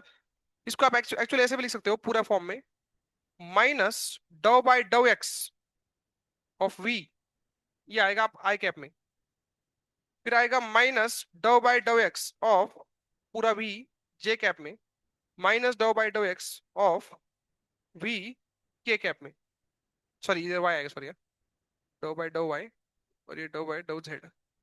मतलब क्या करना है, एक्स वाली इलेक्ट्रिक फील्ड निकालने के लिए एक्स के साथ क्या करो, डिफरेंशिएट करो पार्शियली वो भी, और वाई वाली निकालने के लिए वाई के साथ करो, जेड वाली निकालने के लिए जेड के साथ करो, फंक्शन तो वही रहेगा। उसको बस पकड़ पकड़ के एक्स के साथ डिफरेंशिएट किया तो एक्स वाली इलेक्ट्रिक फील्ड आएगी, वाई के साथ किया तो वाई वाली आएगी, जेड के साथ किया तो जेड वाली आएगी, और आई कैप जे कैप लगते जाएंगे, माइनस तो यही फॉर्मूला में पहले से ही। समझ में आया। तो इसके अकॉर्डिंग जो है ये आंसर कितना आएगा देखो। आपने क्या करना है, पहली टर्म में एक्स के साथ डिफरेंशिएट करना है, करो एक्स के साथ डिफरेंशिएट, 6x बाकी सभी सेम ठेवायचं, minus 6x Z cube Y, ये पूरा फैक्टर किस में चला गया, आई कैप में। ये बेसिकली तुमने एक्स वाली इलेक्ट्रिक फील्ड निकाली। सिमिलरली आगे बढ़ेंगे ऐसे, तो इसका बताओ, इसमें तो कुछ करना ही नहीं था, -3x² जेड क्यूब वाई तो गया, ये जे कैप बन गया आपका, प्लस इसका बताइए जेड के साथ करना है, 9x² z² वाई, ये आ गया आपका के कैप में माइनस के साथ, इधर उधर माइनस किधर लोगे कुछ फर्क नहीं पड़ता। ठीक है, समझ गए क्या करना है। तो एक्स के साथ पार्शियल डिफरेंशिएट करेंगे तो एक्स कंपोनेंट इलेक्ट्रिक फील्ड मिलेगा, वाई के साथ करेंगे तो वाई कंपोनेंट मिलेगा, आई कैप जे कैप लगाते जाएंगे। ऐसे हमने ऑलरेडी किया है, कहाँ पे, उधर क्या था, बस उधर यू दिया था, एफ निकाला था, जैसे कि उधर ये दिया था ना, U is equal to something x² Y cube आस लगा थ्री, वहां पर मतलब तो फोर्स बराबर minus D U by del, sorry del U by del X, कशामध्ये, आय कॅप मध्ये ना, आणि minus del U by del Y J cap मध्ये, म्हणजे ह्याला डिफरन्शिएट केलं होतं, एक्स मध्ये केलं तर एक्स कंपोनेंट, वाई मध्ये केलं तर वाई कंपोनेंट। याद है कुछ, सिमिलर है वैसा ही है। ठीक है, तो लिखो ये एग्जाम्पल करके लिखो एक, और ये नीट में भी आता है, वेरी इंपॉर्टेंट, नीट में भी आता है, पार्शियल डिफरेंशिएशन कोई मुश्किल चीज है नहीं।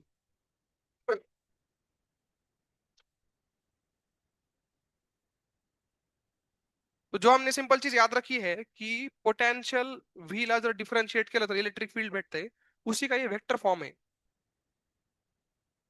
जर व्ही दिलेला असेल पोटेंशियल, त्याला डिफरन्शिएट करून ई भेटते, just remember this sentence, V ला डिफरन्शिएट केल्यावर ई भेटतं।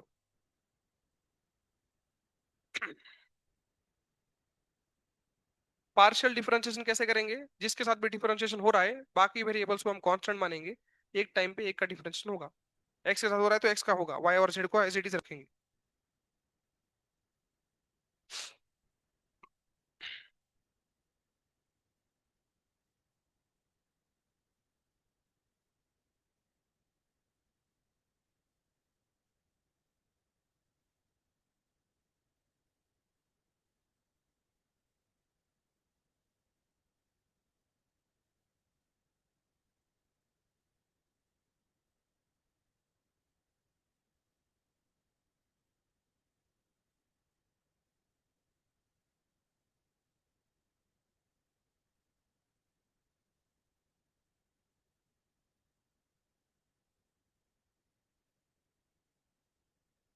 हो गया। अब आपको मैं एक नया कॉन्सेप्ट सिखाता हूँ, मतलब इसी का जो है करोलरी है वो, उसमें हम बोलेंगे पोटेंशियल डिफरेंस का कॉन्सेप्ट। तुम बोलोगे सर हमें तो आता है पोटेंशियल है simple, potential difference is a separate thing in itself, मतलब इसको नॉर्मल तरीके से भी डील कर सकते हैं, बट हमें ध्यान रखते वक्त पोटेंशियल डिफरेंस को सेपरेट ही याद रखना है ताकि आसानी हो क्वेश्चन में, because there are separate variety of questions on potential difference, है कि नहीं। तो वो सब समझने के लिए आपको पहले तो पोटेंशियल याद होना चाहिए। किसको याद है इलेक्ट्रिक पोटेंशियल का डेफिनेशन, इलेक्ट्रिक पोटेंशियल डेफिनेशन कल या परसों ही पढ़ा था हम, 3-4 दिन पहले जो भी है। एक कूलम चार्ज त्या ठिकाणी आणण्यासाठी वर्क डन, है ना। तो पोटेंशियल डिफरेंस क्या होना चाहिए सोचो, जैसे फॉर एग्जांपल मेरे पास एक पॉइंट है ए, त्याचं पोटेंशियल 40 आहे, किती पोटेंशियल त्याचं 40 वोल्ट, इधर बी पॉइंट आहे पोटेंशियल 60 वोल्ट, समजा असं किती आहे पोटेंशियल 60 वोल्ट, म्हणजे पोटेंशियल डिफरन्स किती झाला 20 वोल्ट। ह्याला डिफाइन करा वर्डनच्या भाषेत, डिफाइन करा व्यवस्थित। देखो ए पॉइंटचं पोटेंशियल 40 म्हणलंय ना, म्हणजे इन्फिनिटी ए ला आणायला किती वर्डन लागतंय 40 जूल 1 कुलमला, आहे ना, आणि इथे आणायला किती लागतंय 60 जूल। मी म्हणतो या दोघांचा डिफरन्स डिफाइन करा ना, हाँ simple, work done in bringing a charge from point A to B, that is your potential difference, है की नाही. ए वरला 40 जूल लागते, बी वरला 60 जूल लागते, म्हणजे ए पासून बी ला वर्क डन किती लागते 20 जूल. तो इसको डिपेंड करतो ना ऐसे ही. What is potential difference between two points in the space? Work done in bringing the charge from one point to another point, that is your potential difference. Infinity बुलाने की क्या जरूरत है बीच में? समझ में आया? तो लिखो अभी potential difference between two points, heading डालो. इसका कॉन्सेप्ट फॉर्मूला दोनों याद रहेगा अपने को. Potential difference between two points,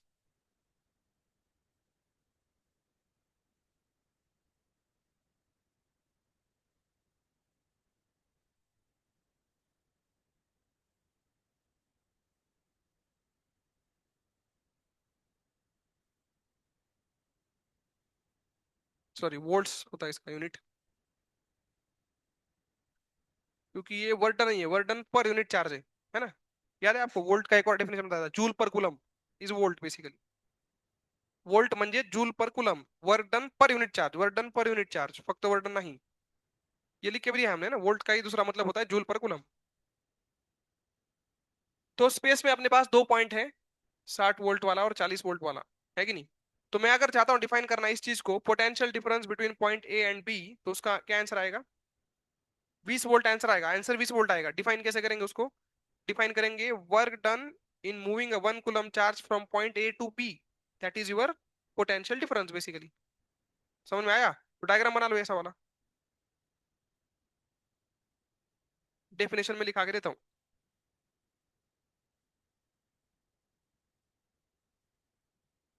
अब इसमें बच्चों को प्रॉब्लम क्या आती है, सर बोले ए से बी जाए कि बी से ए जाए, डिफरेंस का मतलब क्या होता है?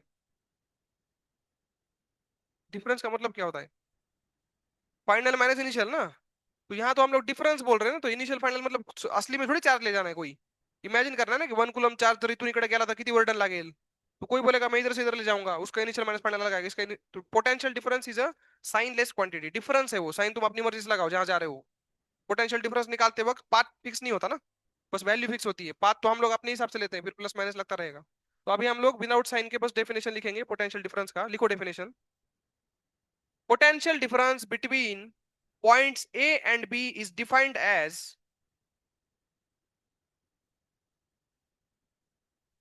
potential difference between points A and B is defined as potential difference between points A and B is defined as work done in moving one coulomb charge, work done in moving one coulomb charge between points A and B, work done in moving one coulomb charge between points A and B. बघा मी between शब्द वापरलाय, असं नाही म्हणलं ए पासून B ला गेला किंवा B पासून ए ला गेला. की तुम्ही ठरवायचं कुठे जायचे ते, डिपेंड्स ऑन तुम्हाला काय विचारले. बट दो भी दोनों का आंसर आएगा, ये तो प्लस में आएगा माइनस में आएगा. उस वैल्यू को, जो भी हम साइन तो बाद में लगाएंगे, उस वैल्यू को हम क्या बोलेंगे? पोटेंशियल डिफरेंस बोलेंगे. फॉर एग्जाम्पल यहाँ कितना पोटेंशियल डिफरेंस है? 20 है. अब मैं आपको क्वेश्चन पूछ रहा हूँ, ध्यान सुनना. अगर मैंने स्पेसिफिकली चार्ज को मूव कराया ए से बी तक, कहां से कहां मूव कराया, तो वर्क डन कितना हुआ एक्सटर्नल फोर्स का? एक्सटर्नल फोर्स का वन कुलम चार्ज है मेरे पास, जिसको मैंने ए से बी मूव कराया, मतलब 20 का वर्क डन लगेगा. प्लस 20 की माइनस, ये बताओ बस. प्लस 20. देखो साहब तुम्हारे 40 से 60 एनर्जी हुई ना, मतलब एनर्जी बढ़ी है, तो work done positive. External agent ने वर्क डन किया होगा तभी तो एनर्जी बढ़ी है ना उसकी. मैं अगर चार्ज और मेरी एनर्जी बढ़ गई, मतलब किसी ने दिया ना मेरे को, एक्सटर्नल फोर्स ने दिया होगा. अरे सिंपल है ना. या तो ऐसे सोचो, या तो सिंपल तरीका से सोचो. इलेक्ट्रिक फील्ड कुठे आहे बघा बरं इथं, डावीकडे का उजवीकडे? इलेक्ट्रिक फील्ड कळणार तुम्हाला आता.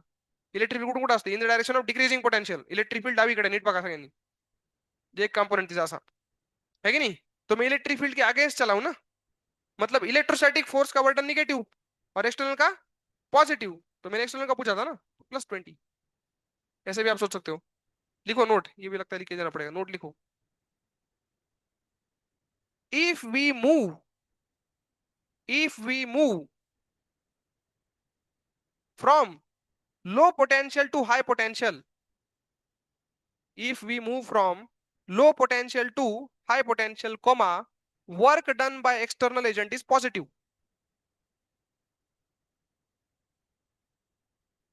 Work done by external agent is काय? Positive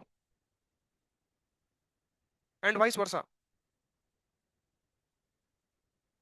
word by external agent is positive and vice versa.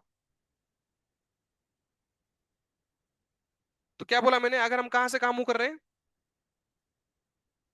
कहां से कहां मूव कर रहे हैं हम लोग, हाई पोटेंशियल टू, ये लो क्या है बोला है मैंने, लो से हाई हम लोग गए हैं, तो work done by external force क्या हो जाएगा, पॉजिटिव, और work done by electrostatic force negative, है ना, दोनों का अलग चलता है। ठीक है, सिंपल याद रहेगा सबको। या तो ऐसे भी याद रखो, लिखो मत इसको, ऐसे भी याद रखो, इलेक्ट्रिक फील्ड च्या दिशेला जर गेला आपण बोमलत, तो इलेक्ट्रोस्टैटिक वर्क डन क्या हो जाएगा, पॉजिटिव, और वर्क डन एक्सटर्नल क्या हो जाएगा, निगेटिव। ये भी सिंपल है याद रखने के लिए। तो जैसे चाहे आप याद रखो। तो ये हो गया अपना पोटेंशियल डिफरेंस का डेफिनेशन। ठीक है, अब इसी डेफिनेशन को मैं अलग तरीके से लिखता हूं। मेरे पास एक फॉर्मूला है, E is equal to minus D by D R, है ना। मैं इसको क्या लिखता हूं देखो, ऐसे लिख दिया। इंटीग्रेट करते हैं, तो मेरे पास एक आ गया integration E dot D are, dot product लेना चाहिए यहाँ पे, इज इक्वल टू, यहाँ पे आ गया डेल्टा वी, मुझे पोटेंशियल डिफरेंस। डॉट प्रोडक्ट क्यों लिया, क्योंकि ये जो क्वांटिटी है स्केलर है, और डॉट प्रोडक्ट ही स्केलर होता है, क्रॉस प्रोडक्ट नहीं होता स्केलर। तो ये आ गया अपने पास, ये फॉर्मूला बन के आ गया एक।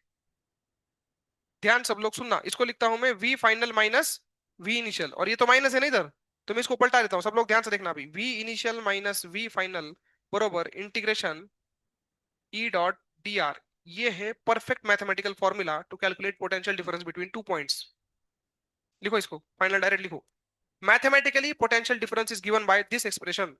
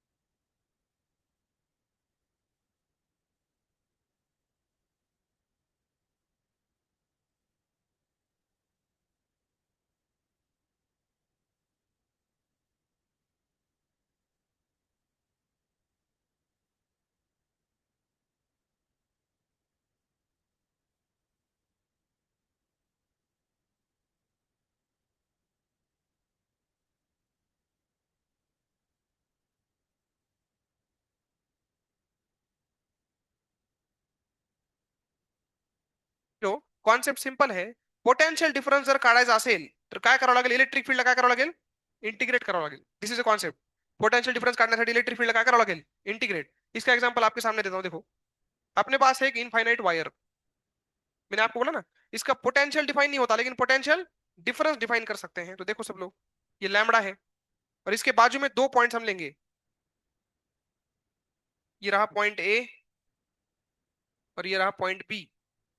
ए पॉइंट जो है यहाँ पर आर दूरी पे है, और बी पॉइंट 2r दूरी पे है मान लो। तो अपने को पूछा गया what is potential difference between points A and B, find potential difference. लिखो question, between points A comma B.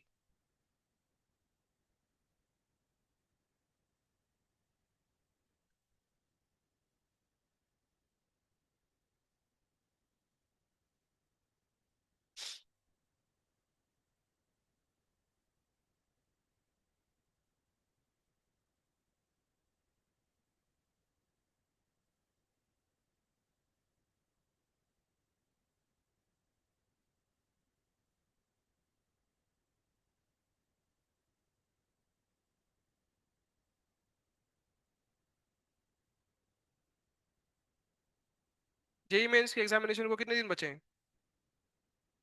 10 दिन बचे हैं, पता है आपको, 10 days टू गो। मेरे को मैसेज आया अभी राज सर का कि एक्स्ट्रा क्लास लेनी है वगैरह। एक्स्ट्रा क्लास में जो है बच्चों को 10 days के लिए रोड मैप देना है। तो मैं ऑलरेडी एक्स्ट्रा क्लास ले चुका हूँ, परसों या शुक्रवार या शनिवार कहीं तो ली थी मैंने। तो मैंने बच्चों को बिठाया, बताया कि भाई ये इंपॉर्टेंट टॉपिक्स है, इनका तुम प्रिपरेशन करो, इसमें क्वेश्चन फिक्स आता है। And after taking the class I realize 90% बच्चों को क्लास की जरूरत नहीं है, उनको रिवाइज करने की जरूरत है। मतलब दे आर 10 days बैक, उनको फॉर्मूले अभी तक याद नहीं हुए। This is condition of 90% people including 50% of FTP students. तो यहाँ जितने बच्चे हैं, रफली मैं प्रेडिक्ट करता हूँ, एग्जाम के 10 दिन पहले, मतलब आज से 10 साल बाद, 10 साल बाद नहीं, आज से एक साल बाद, 10 दिन पहले एग्जाम के, तुम में से 50% बच्चों को फिजिक्स के फॉर्मूले याद नहीं होंगे। This is the hard reality, और यही सच है।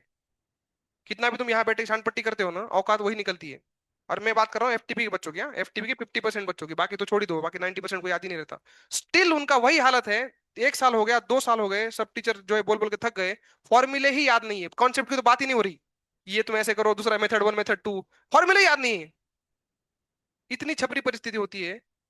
इसलिए मैं पहले दिन बोलता था सबको, बहुत गुस्सा आता है मेरे को। मैंने उस दिन भी बोला, कल कल ही परसों बच्चों को बोला, मैंने बोला था कि नहीं बोला था?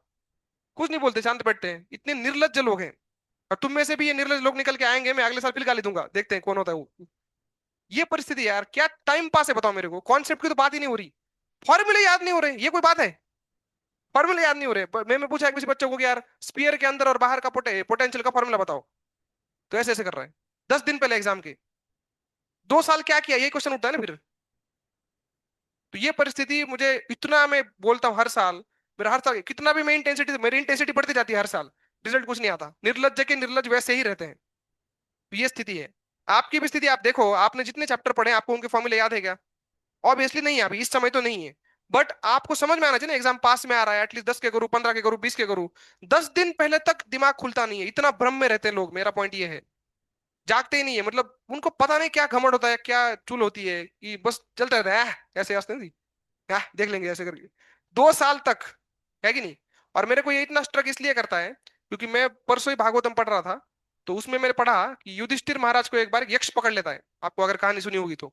जंगल में जा रहे थे युधिष्ठिर महाराज, एक राक्षस यक्ष पकड़ लेता है, और राक्षस पकड़ लेता है, और उसको युधिष्ठिर महाराज को पूछता है कि तेरे को तभी छोड़ूंगा, उसने भीम को किडनैप किया होता है, यक्ष ने। भीम पावरफुल होता है ना, यक्ष उससे पावरफुल होता है, भीम को तालाब में डुबा के रखता है वो। युधिष्ठिर महाराज छुड़ाने के लिए जाते हैं, तो युधिष्ठिर महाराज बोलते हैं कि यार मेरे भाई को पकड़ा है तूने, छोड़ इसको। तो बोलता है तभी छोड़ूंगा जब 3 क्वेश्चन के आंसर दोगे, वरना ये गया तू भी गया, ऐसे करके। तो युधिष्ठिर महाराज बहुत होशियार होते हैं, बोलते हैं ठीक है बोलो, तो बाकी क्वेश्चन नहीं बताऊंगा। तीसरा क्वेश्चन वो जो पूछते हैं, बोलते हैं इस जगत में सबसे आश्चर्य वाली बात कौन सी है? सबसे आश्चर्य वाली होनी चाहिए, मतलब इससे ऊपर कोई आश्चर्य होना ही नहीं चाहिए, एकदम स्ट्रेंज बात कौन सी है? उसके आंसर सही दिया तो ये भीम छूटेगा, वरना गए शाम से। युधिष्ठिर महाराज सोचते हैं, बोलते एक ही बात है सबसे आश्चर्य वाली मेरे हिसाब से तो। बोलते हैं कि हर रोज हम लोग देखते हैं कि हर व्यक्ति मर रहा है, दिस इज मृत्यु लोग, करोड़ों लोग मरते हैं, और एक भी दिन हम ऐसी एक्टिविटी नहीं करते कि हम लोग मरने वाले हैं, मतलब we don't take into your consciousness कि हम कभी मरने वाले हैं। हम ऐसे घमंड में जीते कि हम तो कभी मरने नहीं वाले, ये कौन सोचता है? ये सबसे आश्चर्य की बात है। तो एक बोलता है बिल्कुल सही बोला तूने, इससे बड़े आश्चर्य की बात होनी, इससे इससे बड़ा पागलपन हो नहीं सकता। तो ये उसी का छोटा वर्जन है और कुछ नहीं है।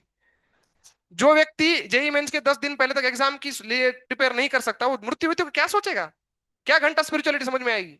इसी के कारण है कि जेई मेन में कम लोग क्वालिफाई करते हैं, और उसके ऊपर स्पिरिचुअलिटी में तो और कम, बंड है पूरा एकदम, किसी को समझ में नहीं आता, ऊपर से ज्यादा सबके। रियलिटी से दूर भागने का ये तरीका है, नशा बोलते हैं। नशा, नशा का मतलब क्या होता है? Lose your consciousness and feel happiness in the छोटा सा स्मॉल पेस गिवन। जैसे कोई दारू पिया हुआ है, गटर में नाचता है, आपने देखा है गटर में खुश रहता है, क्यों खुश रहता है? आप सोचो कॉन्सेप्ट क्या है उसका। क्योंकि वो रियलिटी भूल चुका है, और वो जो सोच रहा है उसमें इतना मग्न हो चुका है कि उसी में आनंद ले रहा है। आनंद लेते वक्त वो रियलिटी को क्या कर चुका है? भूल चुका है। उसको आप कितना भी कन्विंस करो तो खुश नहीं, वो बोलेगा अरे बहुत मजा आ रहा है, गटर में बोलेगा वो बहुत मजा आ रहा है। बाद में उसको समझ में आएगा, बाद में कब समझ में आएगा? जब रियलिटी दिखेगी, कॉन्शियसनेस वापस आएगी। तो सिमिलरली वैसा ही होता है। कॉन्शियस मतलब अगर हम लोग, क्या बोलते हैं उसको, अवेयर ना रहे क्या चल रहा है क्या नहीं चल रहा है, मैं कहाँ हूँ, खुद को सोचे नहीं कि मैं कहाँ हूँ इस समय, जिंदगी के कौन से पॉइंट पे हूँ, क्या चल रहा है, सब लोग क्या करे वो छोड़ दो, मेरे को क्या करना है। अगर हम अवेयर नहीं रहेंगे तो नशे में जिंदगी निकल जाएगी, और इतनी बड़ी बड़ी गलतियां होगी और कुछ नहीं लगेगा, निर्लज जैसे हंसने लग जाओगे। जब मैंने उस दिन क्लास में डांटा बच्चों को तो हंस रहे थे कुछ लोग, क्योंकि उनको पता है वैसे भी कुछ दुखी होके कुछ फायदा है नहीं, तो कम से कम मजा करेंगे। ये अनदर काइंड ऑफ इग्नोरेंस है। इग्नोरेंस का मतलब ये होता है कि रियलिटी को साइड में हटाओ, और जो छोटा मोटा मिला है उसमें खुश रह के मन मजे करो, ये होता है उसका मतलब। तो ये जिंदगी भर की हालत हो जाती है अगर इस तरह की आदत पड़ी तो, है ना? और इससे बाहर निकालना बहुत टफ है। आईएएस आप 2 दिन में पढ़ाई करके निकाल सकते हो, which is next to impossible. But ये जो है अवेयरनेस लाना बहुत ही ज्यादा टफ है। बिकॉज अभी मैं बोलता हूँ थोड़ी देर के लिए स्ट्रक करता है, सबका एक्सपीरियंस होता है, फिर बाद में काइंड। ये जो आदत है ना, इस सबके अंदर है, इसी को माया बोलते हैं। माया means what that which is not. माया का मतलब होता है जो नहीं है उसको इंपॉर्टेंट करके प्रस्तुत करना, और जो इंपॉर्टेंट है उसको निग्लिजिबल करके साइड में हटाना। सबको पता होता है सही चीज क्या है, ऐसा कोई नहीं होता, बट करने का मोटिवेशन जीरो रहता है, डर भी नहीं लगता, इतनी भयंकर परिस्थिति हो जाती है। तो ये ऐसा मत आप करना, मैं फिर से आपको वार्निंग दे रहा हूँ, मुझे पता है इसका फायदा नहीं है, बट ठीक है।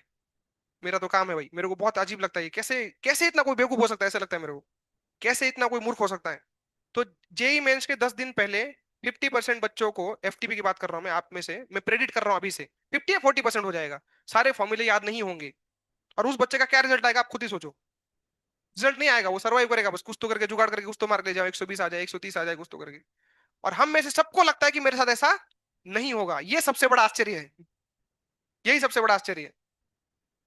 तो अब जो समझ आएगा वो अभी से प्रिपेयर करेगा, कुछ तो करेगा, वो ये नहीं बोलेगा कि सर क्या करना है बताओ, वो पहले करेगा, बोलेगा सर इतना तो हो गया, इसके आगे बताओ। ये परिस्थिति है। तो एकदम डरो इस बात से, डर नहीं लगेगा तो फिर मोटिवेशन नहीं आएगा, याद रखना। डर उसी को लगता है जो समझ में आता है, जिसको समझ ही नहीं आ रहा है पागल है, उसको क्या डर लगता है, वो तो एकदम बिंदास होता है। जो जितना कॉन्फिडेंट है उतना मूर्ख है, याद रखना इस दुनिया में। वही कॉन्फिडेंट हो सकता है जिसको सारे फैक्टर ना पता हो।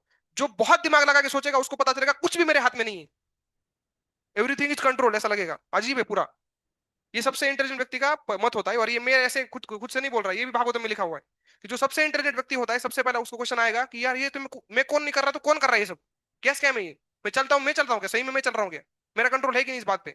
इतने मतलब आप डीप लेवल तो जा सकते हो, बट इतना आप मत सोचो अभी के लिए, अभी के लिए बस इतना आप रन ले लो, लिख लो कहीं तो कि यार जेई मेन से 1 महीना पहले, मतलब दिसंबर में, दिसंबर 1 दिसंबर में अगले, मेरे सारे फॉर्मूले रट्टा याद होने चाहिए, सारे फॉर्मूले सारे शॉर्ट नोट याद होने चाहिए, हाँ? फिर सर पूछेंगे कि हुआ कि नहीं हुआ, असं असं करा, थांबा थांबा सर 2 मिनिट सांगतो, असलं नाही करायचं ते। तो फिर ये रिजल्ट कैसे आएगा, सिंपल सी बात है ये, है कि नहीं। तो उसके लिए अभी से प्लानिंग करो, प्रिपरेशन करो। उसमें अगर डाउट आ रहा है कि सर नहीं हो पा रहा है या फिर मैनेज नहीं हो पा रहा है, then you can take helps. But आप इनिशिएटिव नहीं लोगे तो फिर कैसे होगा, करना तो आपको पड़ेगा ना, we are there to help you. Help का मतलब होता है कि आपने थोड़ा काम कर लिया, आप अटक गए, और आगे की हेल्प हम करेंगे। बच्चों की अपेक्षा होती है कि सर एक क्लास ले लो जिसमें सब रिवाइज करा दो, 8 घंटे क्लास होता है ना यूट्यूब पे, मुझे बोल रहे सर 8 घंटे का रिवाइज करा लो क्लास, मैंने बोला बेटा मैं ले भी लूंगा, मैं गारंटी देता हूँ तुम भूल जाओगे फिर से, मैं ले भी लूंगा वो क्लास, बट तुम भूल जाओगे, क्योंकि तुम्हारा प्रॉब्लम फॉर्मूले याद रखना है, तुम्हारा प्रॉब्लम है नशा, यही प्रॉब्लम है, नशा, घमंड, नशा, अजीब घमंड, पता नहीं है देख लेंगे वो वाला, ये प्रॉब्लम है। इस जब तक डील नहीं करोगे क्या फायदा है। समझ में आया सबको। तो वो स्थिति में मत फंसना, ठीक है ना। अगले 1 दिसंबर का टारगेट ले लो, नया साल जब आएगा तो ये स्थिति तुम्हारी नहीं होनी चाहिए कि तुम्हें फॉर्मूले याद नहीं है। एटलीस्ट 80% सिलेबस के तो होने चाहिए, 100% तो फिर भी मैं समझता हूँ सिलेबस बचा होगा, कुछ रिवाइज नहीं हुआ होगा, बीमार पड़ गए, 80% तो होने चाहिए, 80% सिलेबस के फॉर्मूले एज इट इज याद, ऐसा उठून सांगितलं हे फॉर्मूले सांगलं की सांगितलं पाहिजे, इतना तो हम कर सकते हैं। और तुम एफटीपी बच्चे हो, तुम्हें तो लिया इसलिए कि तुम्हारा दिमाग ठीक ठाक है, ऐसे भी नहीं कि तुम बोलोगे सर मेरे पास दिमाग ही नहीं, मैं क्या करूंगा, है भाई दिमाग, इतना याद तो रहता है हम लोग को सबको। तो याद रखने को बोल रहा हूँ मैं, सोचने का तो बात ही नहीं कर रहा मैं, सोचने का तो उसके लिए नेक्स्ट स्टेप होता है कि जो याद है उस पर नया कुछ इनोवेटिव सोचो, ठीक है। और चाहे जेई मेंस हो चाहे नीट हो, अगर आप सिर्फ याद रखते हो ना, सिर्फ याद प्रॉपर तरीके से कॉन्सेप्ट्स को जैसे सिखाए वैसे ही याद रखते हो, 99% आ जाता है, 99.9 नहीं 99% आ जाता है जेई में। और फिजिक्स में आपको, सॉरी नीट में आपको 160 मार्क आ जाते हैं, 180 में से 150 160 आ जाता है। उसके बाद लॉजिक की बात आती है, वो तो मैं बोल ही नहीं रहा हूँ, वो तो बहुत आगे की स्टेप है। तो सब लोग जो है अपना अपना देखो, दूसरे को मत देखो, दूसरे कैसे घमंड में जी रहे हैं। आप सब देखो, सब कॉन्फिडेंट है, मस्त घूमते हैं, क्या चले बैठला से व्यवस्थित। ये सब तभी होता है जब हमारे दिमाग से रियलिटी निकल जाती है, तभी हम खुश हो पाते हैं। एक होशियार व्यक्ति इस दुनिया में खुश नहीं हो सकता, उसको पता है बहुत स्कैम है, बहुत कुछ लफड़े हैं इस दुनिया में, वो सॉल्व करने उसको। और अगर आप उसको भूलते हो, मतलब दारू पीने वाले क्या करते हैं, तुमने कभी सुना है, वो मजदूर लोग होते हैं ना, आमच्या घरी बांधकाम मला यायचे काही लोक, त्यांचा एकच डायलॉग असायचा, आज लय काम केलं, आज लय पिणार आहे। क्योंकि उनका उनको पास ऑप्शन नहीं था, अगर वो बहुत काम किया है, बहुत स्ट्रेस है, उसको भूले बिना खुश नहीं हो सकते हो, और खुश तो होना है, थोड़ा तो अच्छा लगना चाहिए, तो दारू पीते थे ताकि सब सब कुछ भूल जाए और थोड़ा सा खुशी जो है उसी में खुशी मनाए। तो दारू मत पियो ये, और सही तरीके से सोचो चीजों को, जो रियलिटी है उसको देखो, भूलो मत उसको, भूलोगे तो खुश रहोगे, याद रखना, भूलोगे तो खुश रहोगे, तो मत भूलो, चाहे ना खुश रहना पड़े, क्योंकि यही सही है, सही चीज करने के लिए डरना नहीं चाहिए, चाहे कितने भी लोग कुछ भी करें, ठीक है। इस तरीके से यहाँ पे अपने पास टाइम कितना बचा है वैसे बताओ, ज्यादा ही बोल दिया मैं, हो गया क्या।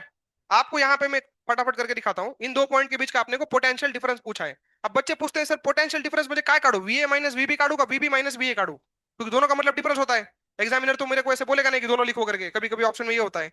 तो जनरली जब पॉइंट ए और बी लिखा जाता है ना, तो हमेशा अपने को लिखना होता है वीबी माइनस वीए, ये कन्वेंशन है।